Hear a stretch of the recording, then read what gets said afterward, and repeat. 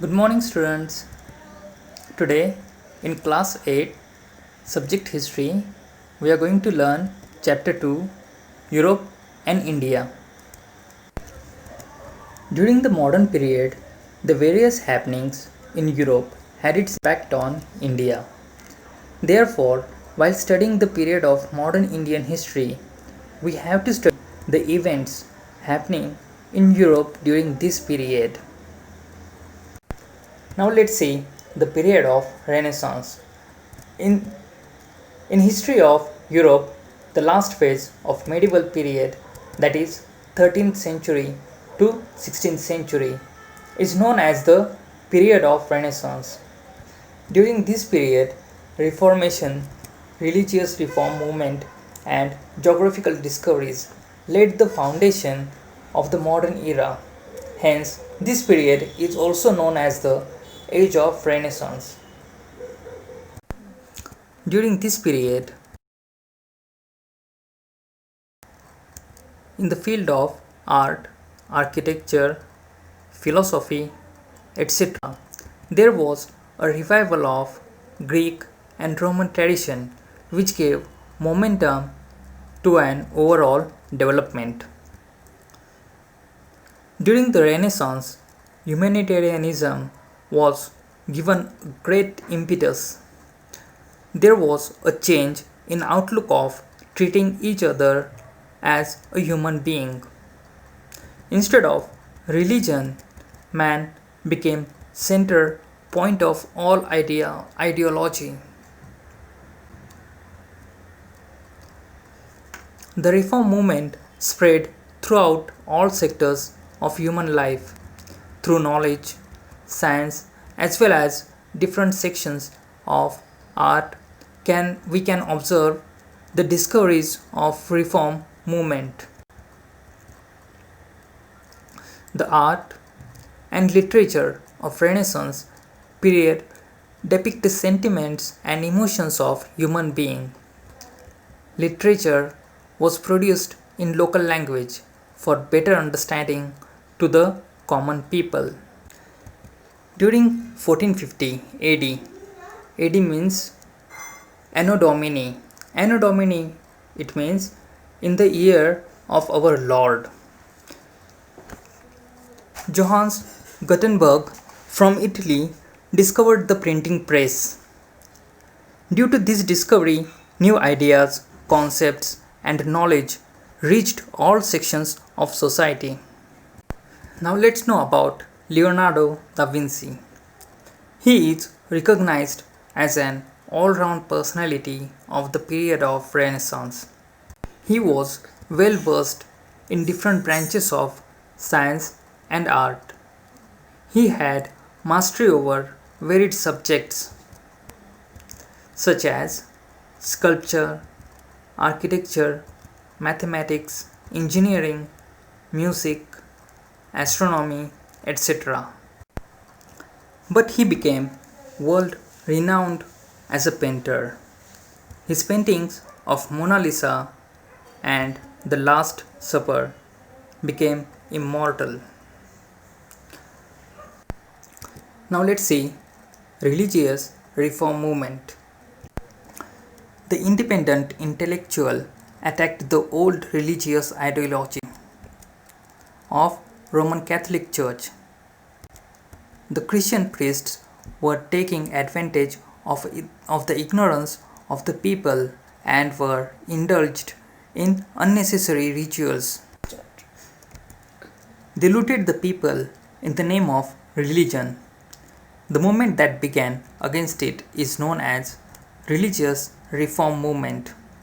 Due to this movement, human freedom and rationalism gained more importance. Now let's see geographical discoveries. In 1453 AD, the Ottoman Turks conquered Constantinople in Istanbul, which was the capital of Byzantine Empire. The overland trade routes joining Asia and Europe went through this city. Since the Turks blocked this route, there was a need of finding alternative trade routes for the European countries to reach Asia. This led to a new phase of geographical discoveries. Now let's see intellectual revolution in Europe. Due to the changes during the Renaissance period, Europe proceeded from medieval to modern age. Intellectual revolution took place in the same period. The society starts stepping out of the past ignorance and blind faith. The pre-establishment customs and traditions came to be seen from a critical point of view. All these changes are addressed as intellectual revolution, which gave further momentum to scientific discoveries in Europe. Now, revolution in political sphere. In the early stage of beginning of modern period in Europe, many political changes took place. Due to the various revolutionary events during 18th century as well as 19th century, this period is known as the Age of Revolution. During this period, there was development of parliamentary democracy in England. There was a change in the form of cabinet system. The Bill of Rights 1689 laid limitations on the power of the king. Now see American War of Independence. With the background of revolutionary development in Europe, it is equally important to think about the American War of Independence. With the discovery of America, the European countries turned their attention towards this continent. The imperialist European countries took control of different regions of America and established their colonies. England established 13 colonies on the east coast of America. Initially, England had nominal domination over these colonies, but later English Parliament laid oppressive restrictions and taxes on these American colonies. The people in America revolted against it. England declared war to suppress these colonies. American colonies organized the army, the leadership of George Washington, and finally won against England. This event is known as American War of Independence. A new nation known as the United States of America with a federal government, written constitution, and based on the principle of democracy was born. Now, French Revolution. In 1789 AD, the people of France revolted against the uncontrolled and unjust monarch and feudalism and established a republic. This event is known as French Revolution. The French Revolution gave to the world the three values of liberty, equality, and fraternity. In world history, among the political revolutions, the American War of Independence and French Revolution have a very important place. Now, Industrial Revolution.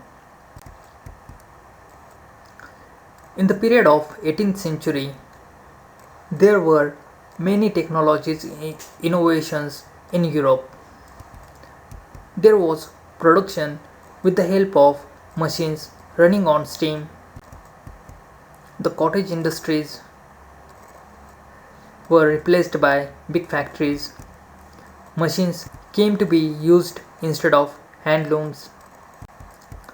Railways and steamer became the mode of transportation. The main age of machines began, and that is known as Industrial Revolution. Industrial Revolution began in England and then spread in other parts of West.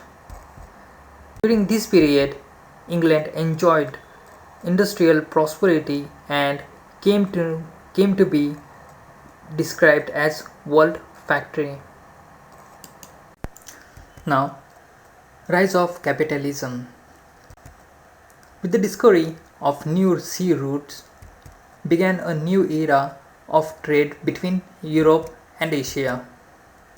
Many traders came forward to trade with eastern countries through the sea route. It was not easy to carry out trade single-handedly, and hence many traders came together and started trade. Thus, there was rise of many trading companies. Trade with Oriental countries was very profitable and responsible for economic prosperity. Hence, European rulers started giving military protection and trade concessions to these trading companies. This led to accumulation of wealth in Europe. This property was used in the form of capital for trade and commerce, which led to rise of capitalist economic system in Europe. Now, colonialism. Colonialism means one country exploiting another country by making it into a colony. A powerful country, on the basis of economic and military strength, occupy another region and establishes its political supremacy. This is known as colonialism. This tendency of colonialism led to rise of imperialism among the Europeans. Now, imperialism. Imperialism means a system in which a powerful country controls other countries by establishing its overall domination and establishing many colonies. Many countries from Asian and African continent fell prey to this imperialist aspiration of the European nations. Now, imperialism of British East India Company in India. There was a competition among European countries for acquiring trade monopoly in India.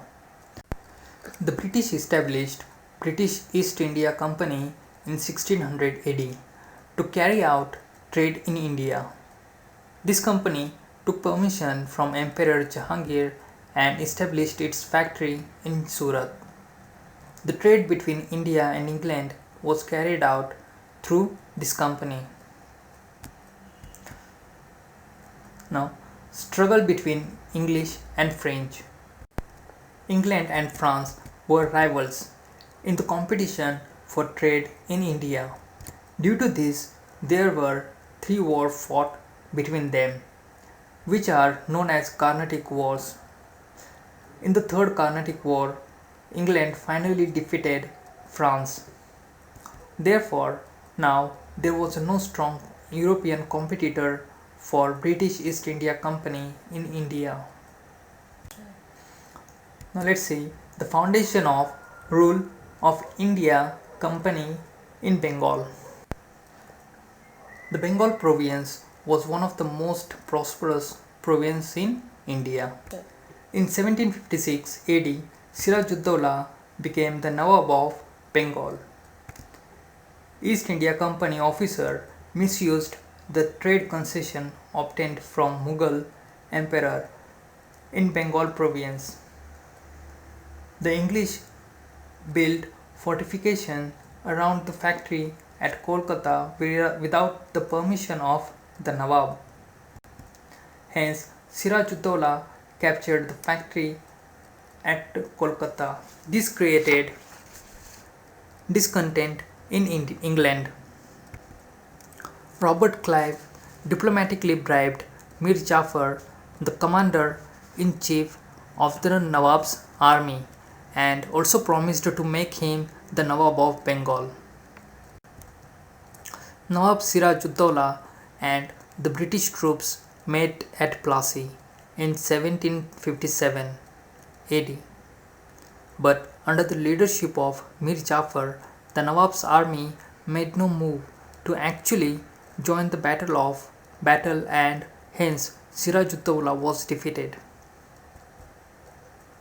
Mir Jafar became the Nawab of Bengal with the support of British, but later he started protesting against the British and hence his son-in-law Mir Qasim was made the Nawab.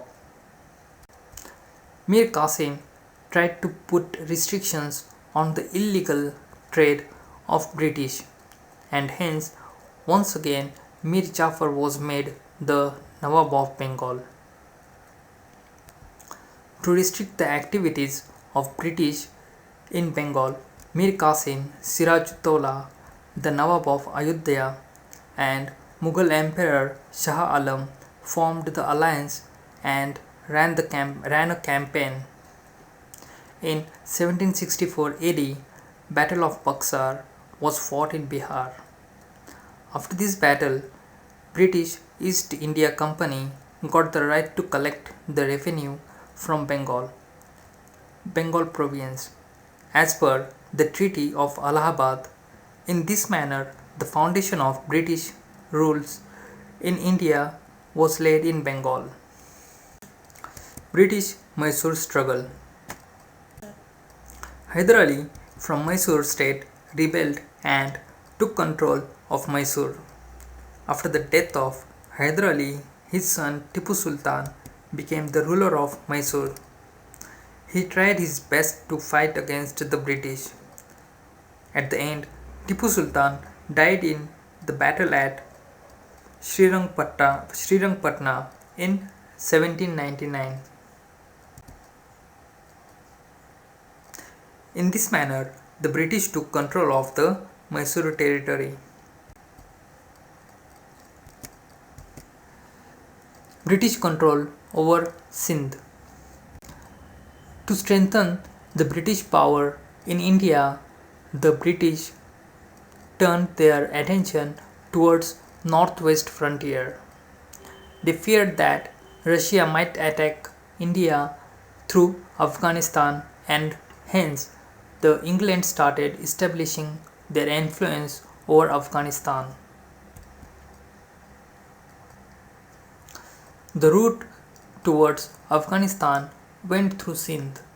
The British understood the importance of Sindh and hence captured it in 1843. Now let's see fall of Sikh power. In the beginning of 19th century, the power in Punjab was in the hands of Ranjit Singh. After the death of Ranjit Singh, his minor son Dulip Singh came to the throne. On his behalf, his mother Queen Jindan looked after the state affairs but could not keep control over the officers. Taking advantage of this situation, the British bribed some of the Sikh Sardar. The Sikh community thought that British will attack Punjab and hence they launched an attack on the British. In this first Anglo-Sikh war, the Sikhs were defeated, but still Dulip Singh remained on the throne. But the growing impact of British over Punjab was not acceptable to the Sikhs. Mulraj, officer of Multan, revolted against the British. Thousands of Sikh soldiers participated in the war against the British. In the second war, the Sikhs had to face defeat again. In 1849, the British finally captured the entire region of Punjab. The Marathas were important strong rulers in India. How did the British strengthen their foundation of rule in India by defeating the Marathas will be studied in the next chapter.